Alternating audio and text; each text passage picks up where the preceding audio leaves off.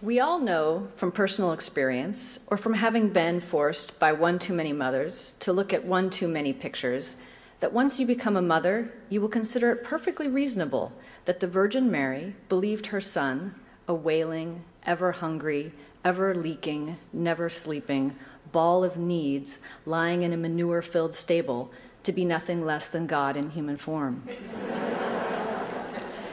So we are shocked then. We are shocked when we hear of a mother who has left behind her children, those tiny expressions of the divine, by taking her own life.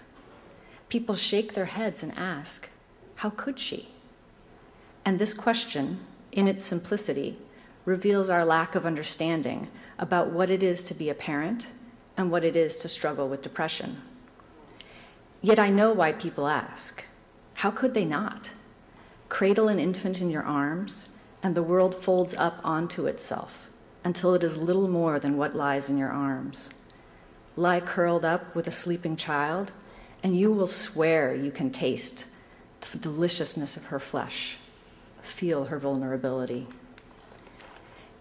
People ask because they know of nothing else that can be contained by human arms that has the potential to make the holder feel such a reverence for life.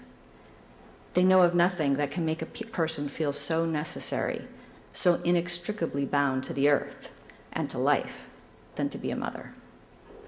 People ask because they find it unthinkable that a woman would not be moved, could not be saved by her love for her children, by her desire to mother. Unfortunately, I know all too well that being a mother or a father, even a loving one, does not cure depression. One night when I was 3, I wandered out of bed and found my father unconscious after he had attempted to kill himself. I woke my mother and it saved his life. I didn't fully understand what I had seen, but I knew enough to be afraid. And I spent the next 17 years attempting to be the perfect daughter, convincing myself that our love for each other could keep my father safe. So when he did take his life, just weeks after my 21st birthday, I was ill-equipped to understand how a parent, any parent, but especially my parent, could not want to live.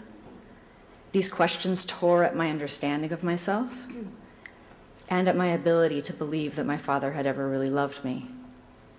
So I know why people ask if my children, my amazing daughters, make my own depression easier to bear.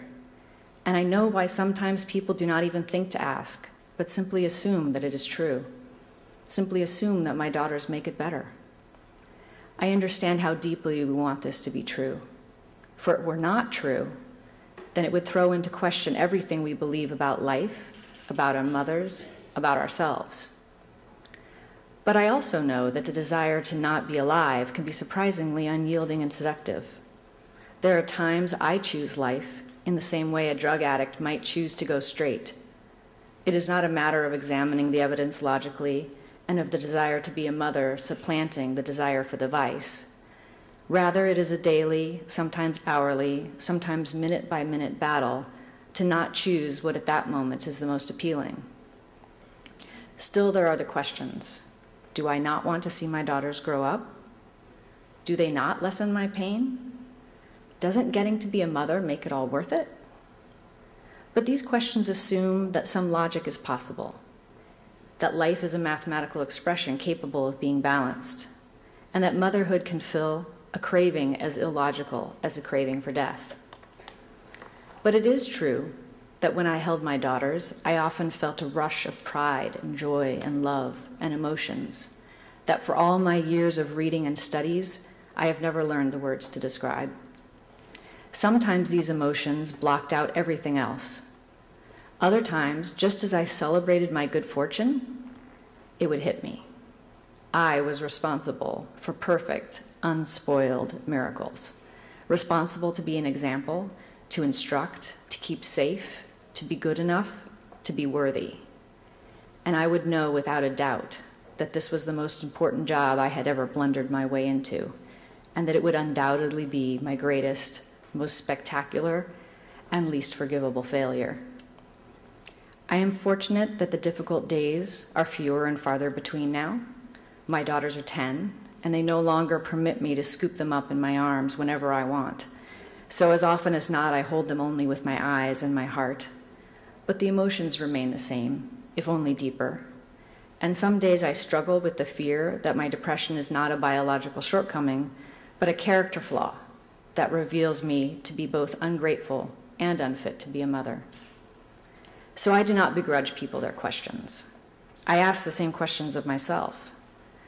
I understand how incomprehensible it is that someone granted the unparalleled pleasures of being a mother could possibly contemplate, even for a moment, abandoning her life. But I also ask myself if we expect being a mother to fulfill even a desire for death because we like easy solutions to difficult problems.